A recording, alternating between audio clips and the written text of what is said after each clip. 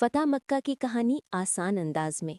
कुछ साल पहले कुरैश वालों ने और मुसलमानों ने एक मुआहदा किया था जिसे सुलह हुदैबिया कहा जाता है। उस मुआहदे के मुताबिक 10 साल तक कोई लड़ाई नहीं होनी थी। लेकिन कुरैश के दोस्त कबीले ने मुसलमानों के दोस्त कबीले पर हमला कर दिया और कई मुसलमानों को शहीद किया। ये सुलह के वादे को तोड़ देना था। नबी करीम सल्लल्लाहु अलैहि वसल्लम को जब यह खबर मिली तो आप सल्लल्लाहु अलैहि वसल्लम ने एक बड़ी फौज तैयार की। मुसलमानों की तादाद 10,000 थी।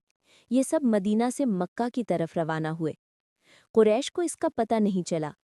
जब फौज मक्का के करीब पहुंची तो अबू सुफियान को इत्तिला मिली। वो घबराकर नबी सल्लल्लाहु अलैहि वसल्लम के पास आया। नबी सल्लल्लाहु अलैहि वसल्लम ने उसे इस्लाम की दावत दी और वो इस्लाम ले आया। फिर आप सल्लल्लाहु अलैहि वसल्लम ने ऐलान फरमाया, जो शख्स अबू सुफियान के घर में दाखिल होगा वो महफूज है।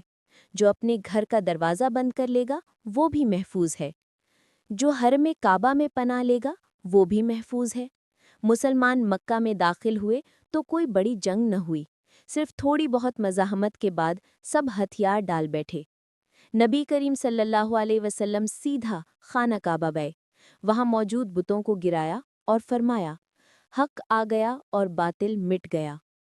फिर आप सल्लल्लाहु अलैहि वसल्लम ने अहले मक्का को माफ़ कर दिया और कहा, आज तुम पर कोई गिरफ्त नहीं, जाओ तुम सब आज़ाद हो।